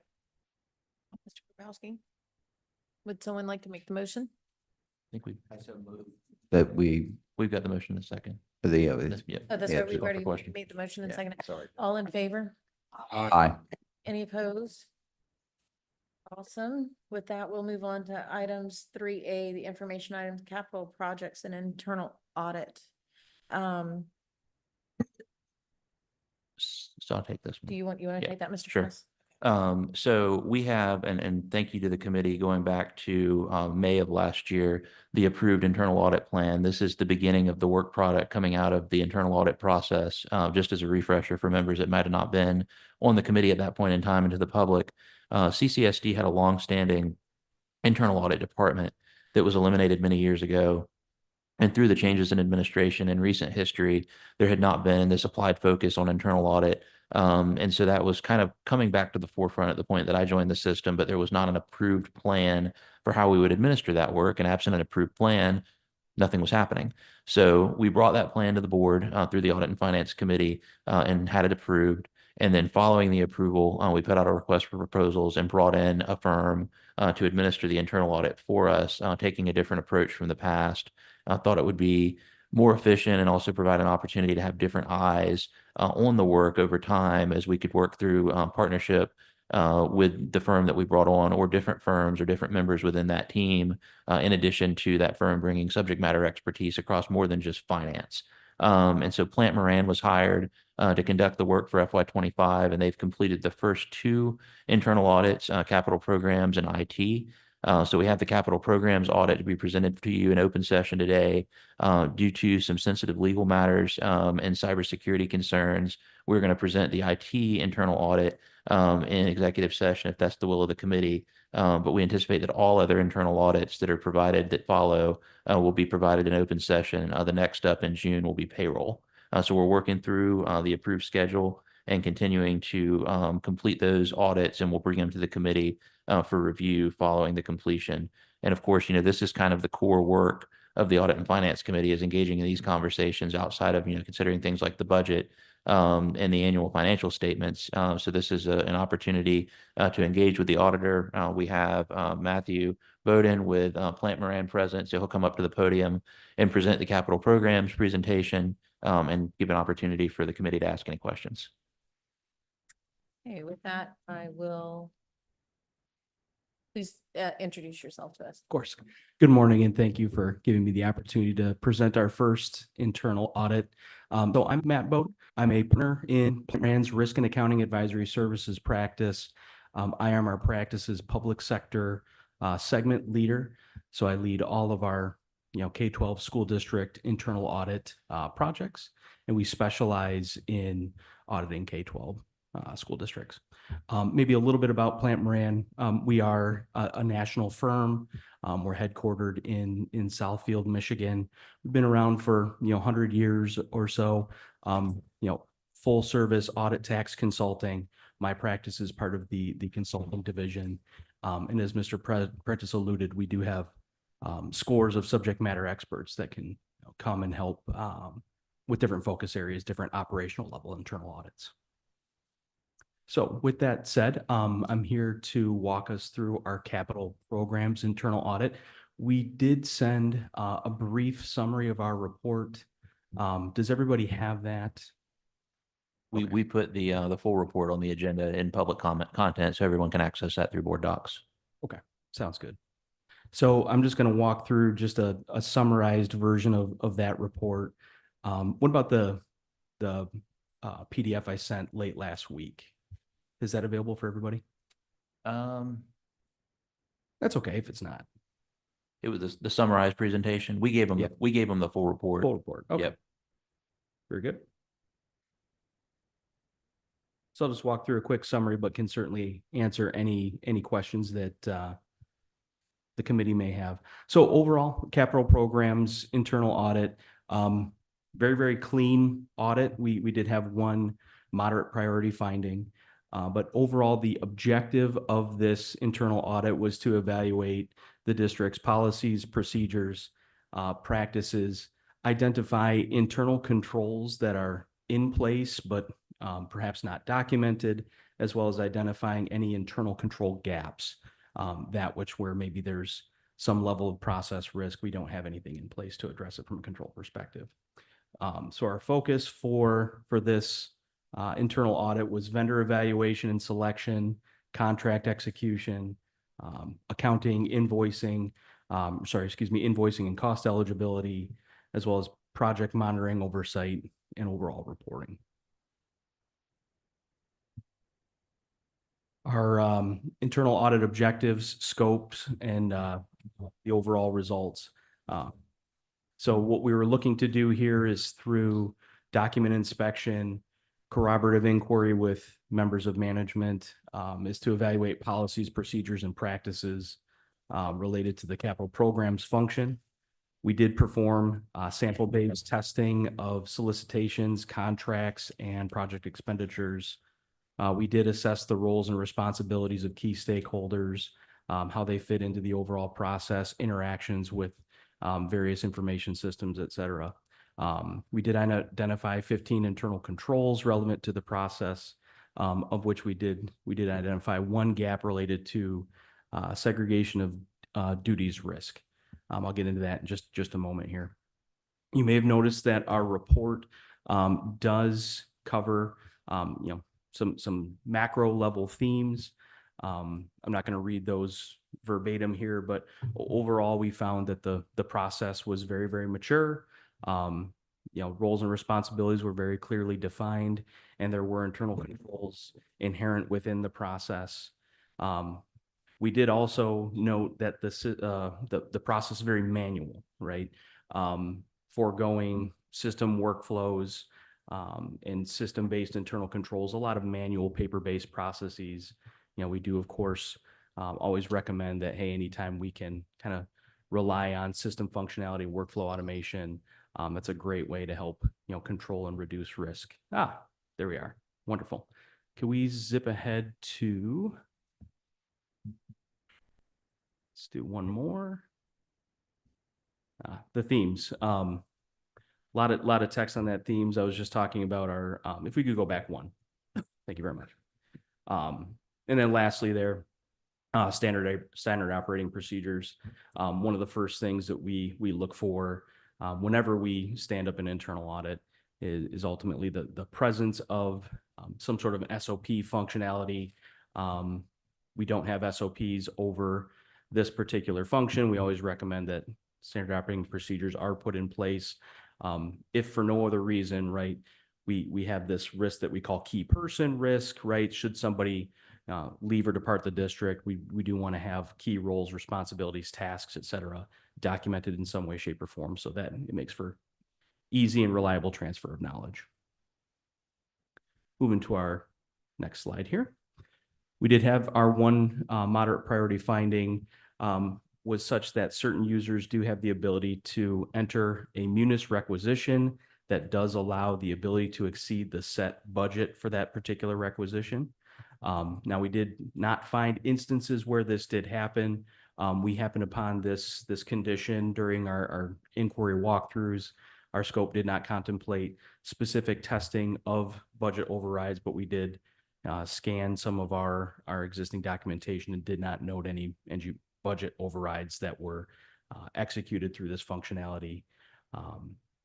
The team members with this functionality also did assert that though this functionality did exist, was not used in practice. You will note that there was included a management response and the ability to override this munis functionality has been removed from two users within the system, capital supervisor and procurement officer. The functionality has been disabled. So ultimately, our recommendation to remove this was accepted by management and already implemented, which is fantastic. So that takes us to, if we go ahead just a couple of slides here, to our next steps. Step one's already taken care of. The recommendation's been implemented, and we will propose a follow-on internal audit here in a subsequent school year in accordance with an internal audit plan. We'll work with the team to get that ultimately stood up. Maybe coming this next year, we'll take a look and see what some of the other priority items that we want to get baked into that plan, just to determine the appropriate level of timing for that. So that's our summary presentation. Happy to field any questions that anybody may have. Thank you very much for your presentation, and I'll open it up now for discussion. So quick question, within the scope of this audit, was vendor setup or bank accounts related to vendor? No. Okay. Does anybody else have anything?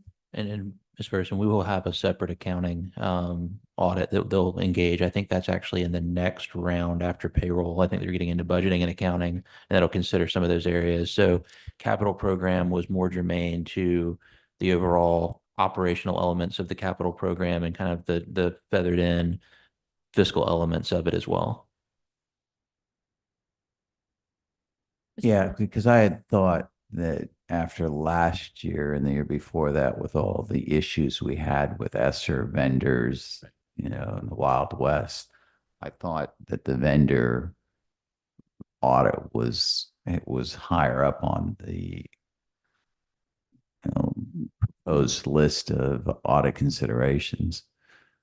So in the, and I'll go back over to the agenda. Yeah. In the audit plan, we have for FY25 capital programs and IT, which are the first two here, and then we have payroll, accounting, budget, and student activity funds. So payroll is the one that was just recently completed. It'll come in June, and then we're beginning work on student activity, accounting, and budget. And then following that, we'll move into some learning services elements, such as exceptional children, expanded learning, federal programs, and student support services.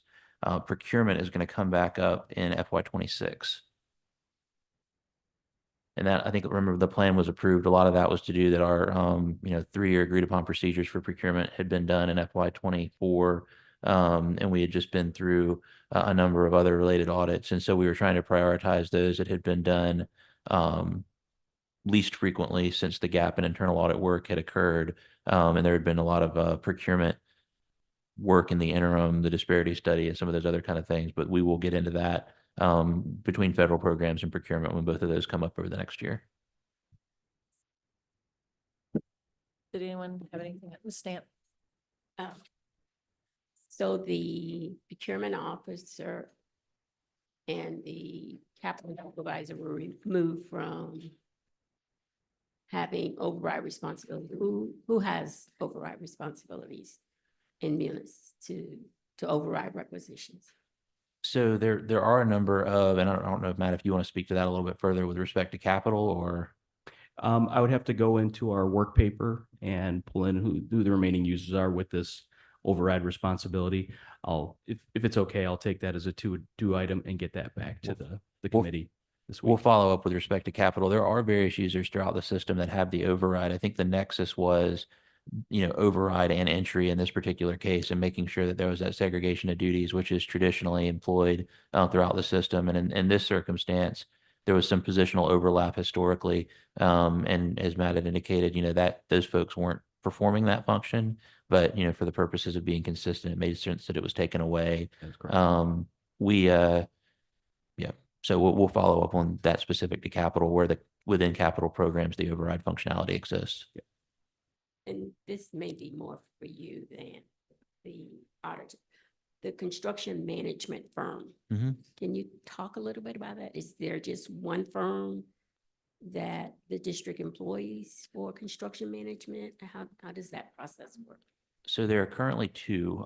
Brownstone is conducting construction management, and Mr. Broe is still on. He may want to speak into this for our capital project sales tax for new construction, and then Coming Management Group with respect to facilities management, renovations, and smaller projects. But there are currently 2 firms that are engaged. And that's for phase 5. For the phase 4 program, Cumming has both construction management and construction. For any construction company that is used for the construction, they go through these 2 companies?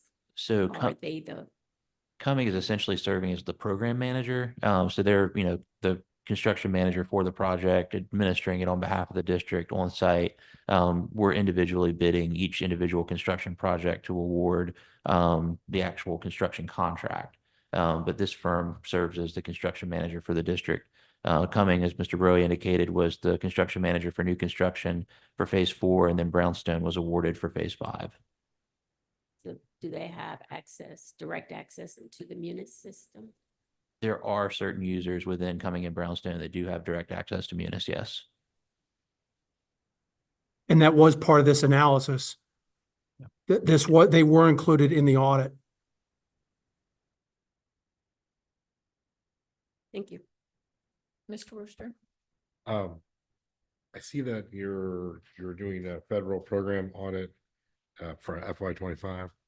And I see the next one is scheduled for FY28. Is with the changes in the federal administration, is there a reason to maybe move that up closer than FY28?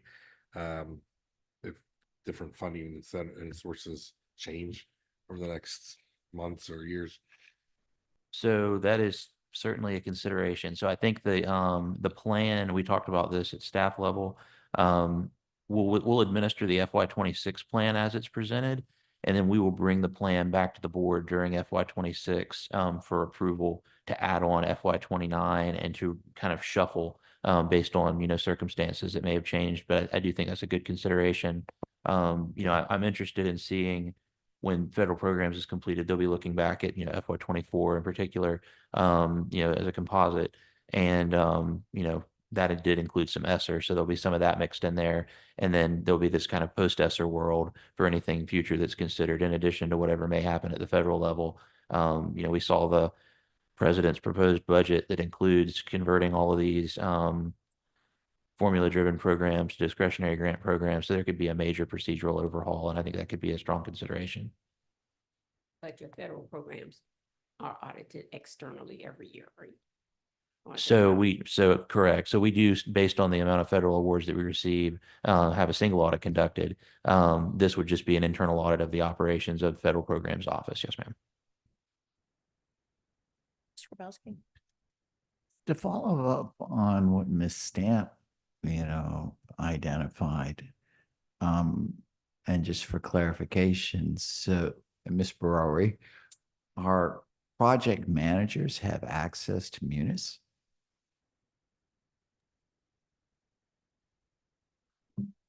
Yes, that that's wasn't correct. looked at. That was acceptable. Yeah, it's just the ability, it's the project module within. So, Sure. Is there a limitation? I'm just trying to, walk this through my head that I've got a project manager that's got the ability to go in. They have limited And I would authority. assume that we've got some, I don't want to assume, I'd rather you answer, but what protections do we have that would have oversight on that? So the folks from Cumming and Brownstone is select roles, and they're essentially serving as support staff on behalf of the district in various functions in terms of requisition entry and administrative support. They have VPN level access into Munis, and so it's all controlled based on permissions, and they've received training from capital programs and capital projects accounting office. I've been involved in different programs with sales tax in particular, where consultants have been brought in to administer the program on behalf of the entity, and have found that to be pretty common to provide them with access at that level, just like we would give a vendor credential. Does anyone have anything else? All right, we'll move on to item 3B, monthly capital projects report. Ms. Costello.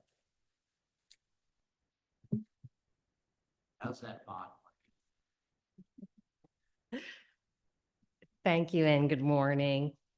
Committee Chair Watley, Vice Chair Grabowski, Ms. Huggins, Superintendent, and committee members. I'd like to present the March 2025 Capital Projects Report. Our revenue collections for the 2023 through 2028 capital or sales tax capital program were $14,743 above the 2% projection in our cash flow for year-over-year growth. The expenditures are as follows. The 2010 through 2016 capital building program, $20,000. The 2017 through 2022 capital building program, $550,000. The 2023 through 2028 capital building program, $13.7 million. Bless you. The 2023 through 2028 capital building program funded with long-term debt is $233,000.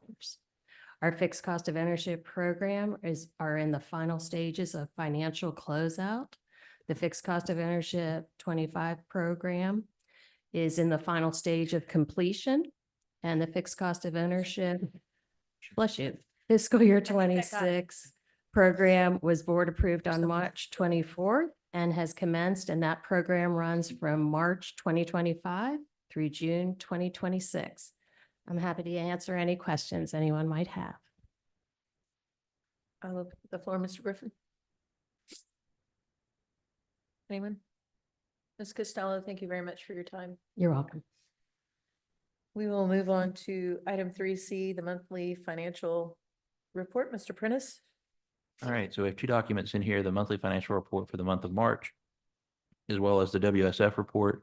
So in the monthly financial report, nothing out of the ordinary here. Of course, our property tax collections have come in strong. And as of the month of March, we have exceeded the budget in alignment with our projections for property tax collections and local revenue sources in general. We are tracking as anticipated to the budget for our state sources. And while this particular report shows positive variance of 28 million between underrun of expenditures and revenues over budget, we anticipate that number to line up very closely with the forecast scenario that I mentioned, which is closer to the $40 million range. And so the lag here is this report is really intended to present the scenario as of the end of that particular fiscal period, where our forecast is really running out based on a number of other variables through the end of the year. So what you see in April and May will very closely align to what's already been shared with you through the budget process.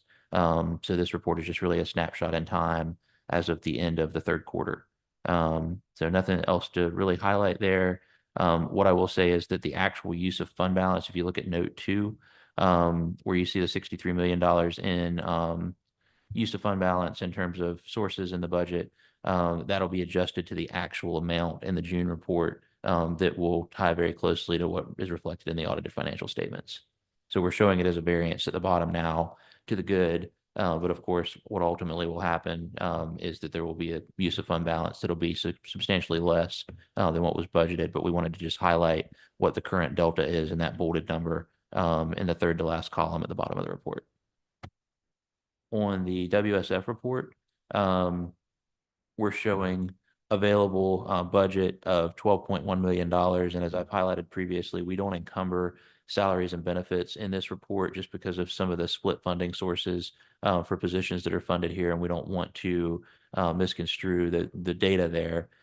So we do have projections for the WSF fund, but the encumbrances that we're showing are only non-salaries. So any purchase services where there's a requisition that's converted to a purchase order, encumbering funds are showing up there.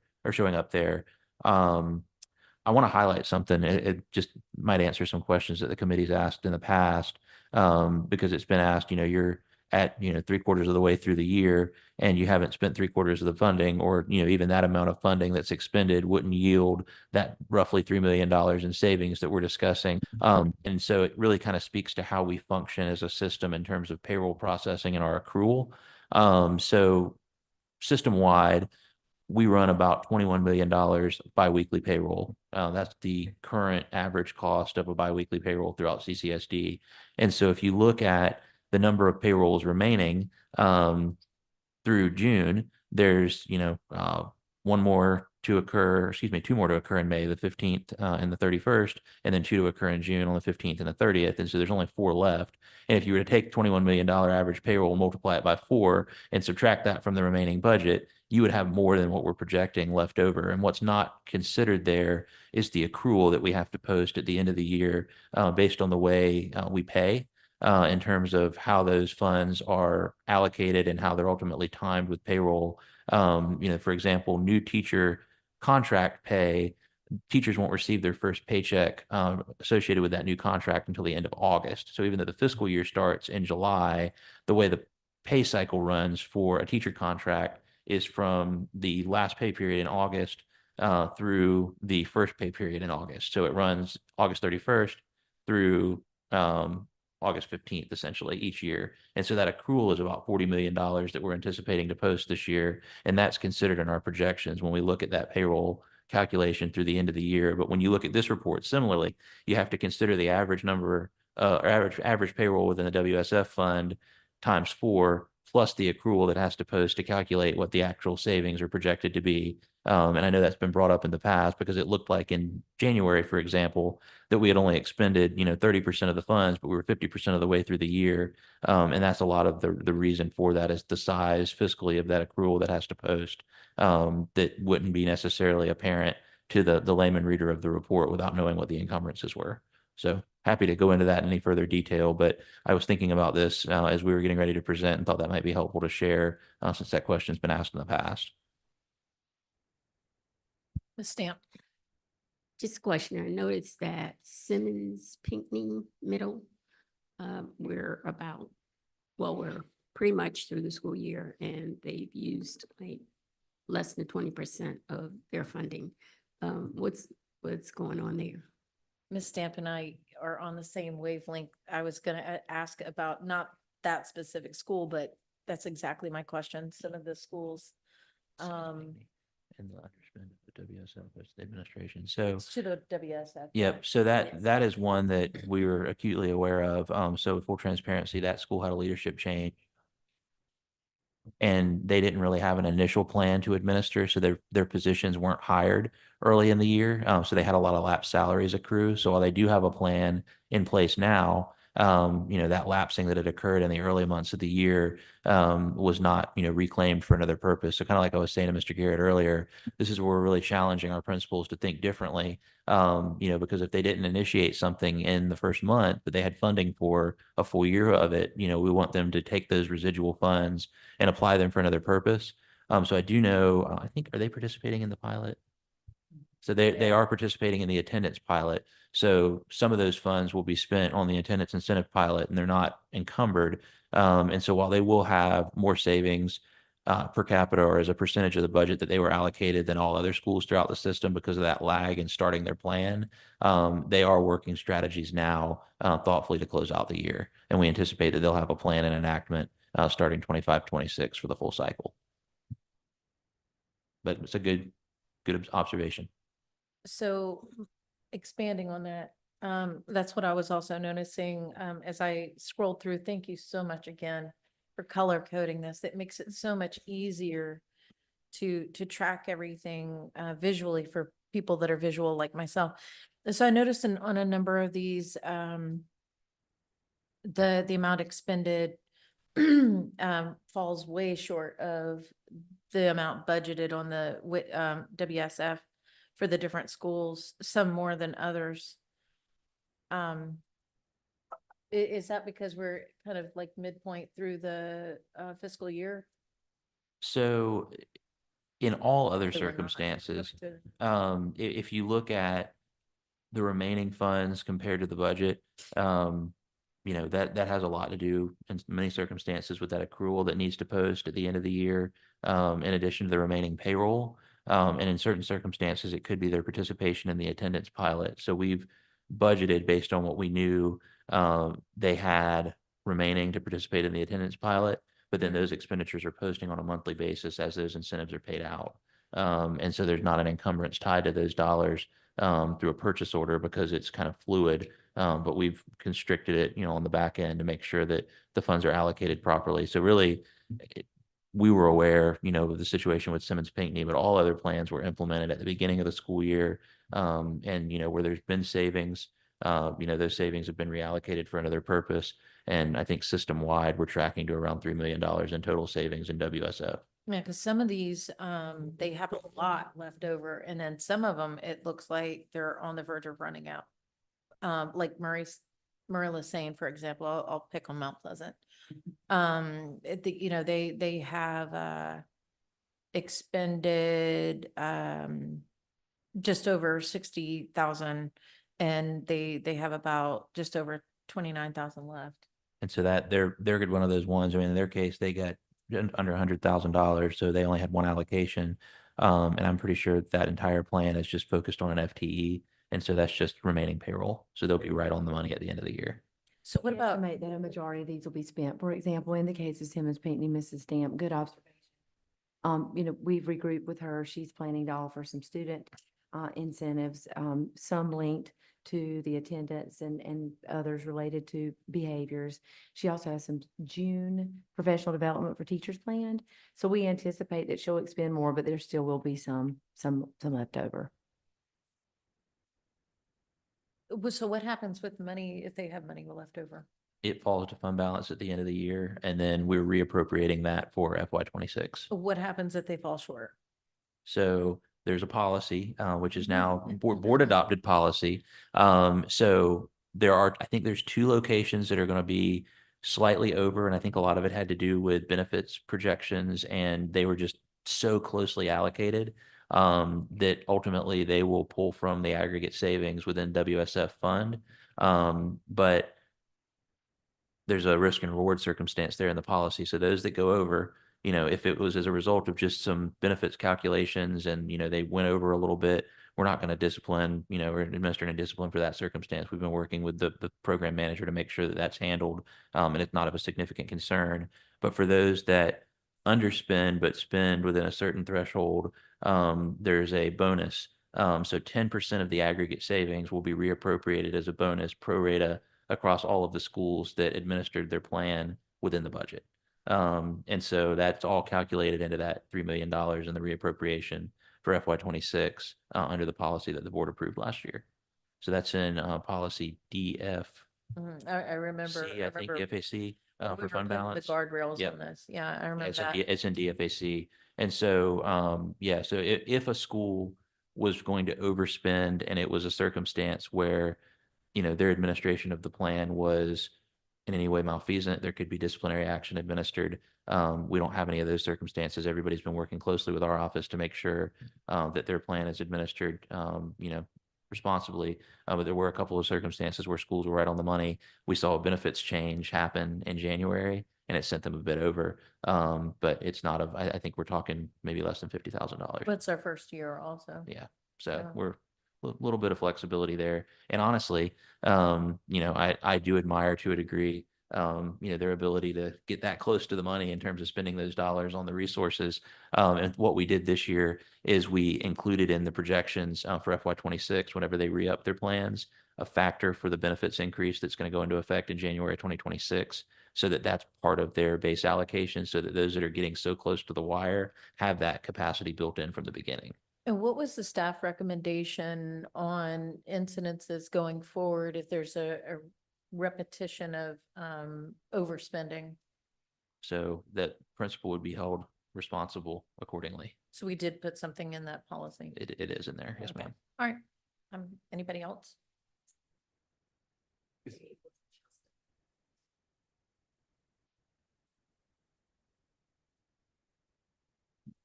It would be a violation of the budget resolution to overspend the account. Now, of course, in the case of, this circumstance, we've said, okay, well, we know even within your feeder pattern, there's going to be savings at other schools. So we're going to net that out, and hold you harmless from, the fact that the cost is associated with benefits. But if they simply just went out there and, started spending money with a tutoring vendor that was, $30,000 or $40,000 over what they had budgeted, there would be severe disciplinary action for that in violation with the budget resolution.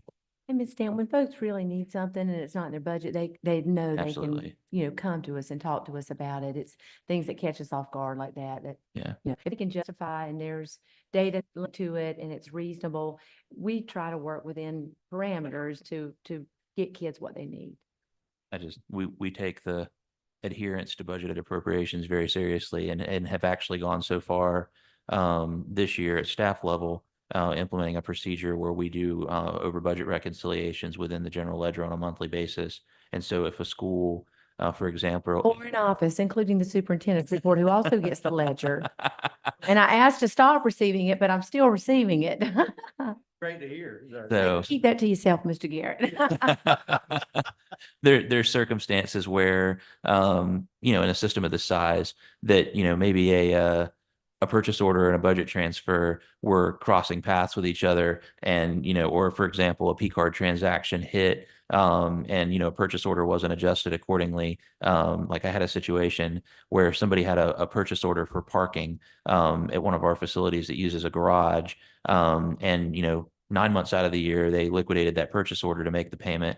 And 1 month they were behind and they went and put the money on the P card to go get the parking validations. And so made it look like it was over budget, because the PO hadn't been liquidated for that amount. And so now there is a system built in that automatically sends the leader of that cost center an email on a monthly basis on the 15th of each month and gives them 30 days to reconcile those accounts. And we work with them to make sure that either the PO is adjusted, the budget is transferred, or whatever it is addressed, so that we're not having a kind of a system of budget variances. And that allows us to be more thoughtful in projecting and forecasting when that's administered consistently. You keep hearing me talk about business intelligence, but they make the world turn when it comes to automation and finance. Truly a wonderful team to have. Years ago, that's how we got into trouble, because Uh-huh. you had Yeah. you got 500,000 by this person, 1 million over here by this person, then it Adds up. built up No without such thing. Adds up, yeah. The budget police are in full force and effect. Ms. Stamp, did you They have are anything else? indeed. You good? Mr. Worcester? I'm good, thank you. Anybody else? All right, with that, we will move on to 3D purchases and contracts greater than 250. Mr. Prentice. All right, so we continue with our new dashboard. So you can click the link within the report and go to the dashboard on the CCSD website. I'll go ahead and pull it up to share very quickly here. Be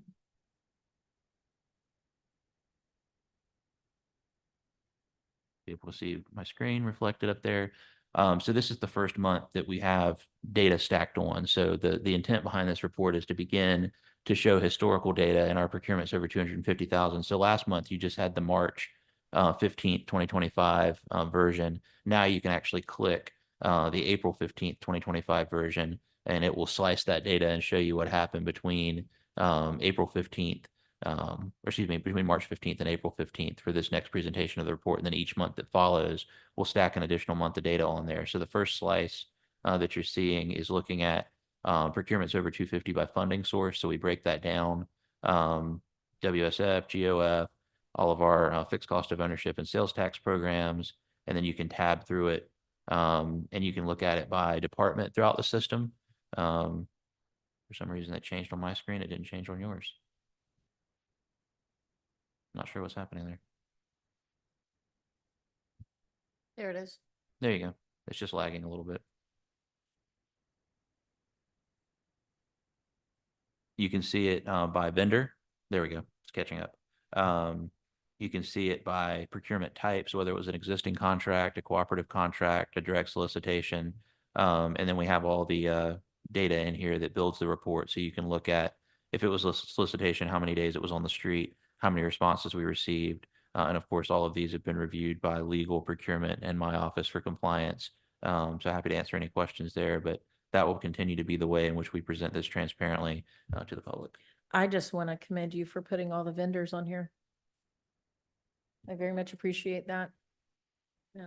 It's That's transparent. it's in our transparency reports, of course, across the board at all levels, but this gives you a good composite of the major transactions that make up a significant volume of our annual spend. This is something that I know myself and Mr. Grabowski have been trying to get put forward since we were elected. again, thank you to Business Intelligence. Mhm. Does anyone have anything to add, ask, share, question? No? Mr. Prentice, thank you very much. The next item on the agenda is item 4, to convene an executive session. With this, I need a motion. So move. Second. All in favor? Aye. Oppose?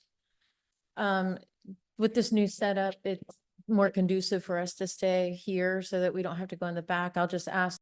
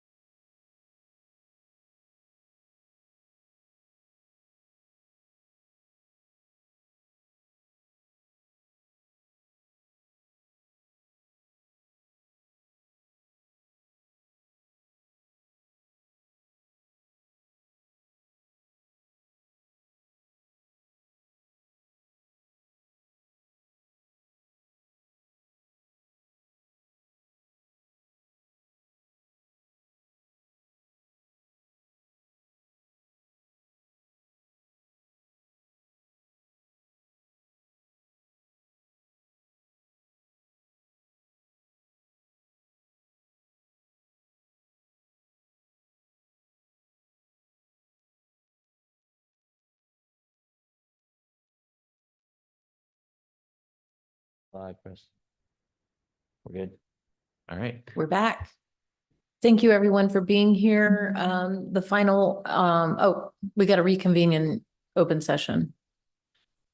Motion Motion open. So and second. Open session. Yeah, we got to have a motion in a second. Okay, any opposed? Okay, so we are officially making a motion to reconvene an open session. Do I have a second? Any opposed? Okay, we're back. So I want to thank everybody for your time and for being here. Really appreciate your input. Especially I kind of personally feel like this new setup cultivates more robust discussion. I want to appreciate you all working with me on that and trying it. Our next item on the agenda is closing items, 7A. So our next upcoming meeting is going to be June 4th at 8 a.m. And then we'll have to, what we voted on today, we'll send to the board and then the board will vote. And then that new agenda takes place in July, right? Or is it August? In July. Well, I don't think, we don't have a meeting in July on the calendar. That's right. That's right. We take That July. was something that happened last year, but we will switch to the new 9 a.m. time on Wednesdays in August. Perfect. So then we just have one more meeting in June at the 8 a.m. on Wednesday, and then we'll move in August to the 9 a.m. With that, do I have a motion to adjourn? Second, any opposed? You can stay. The rest of us will go to work. Thank you.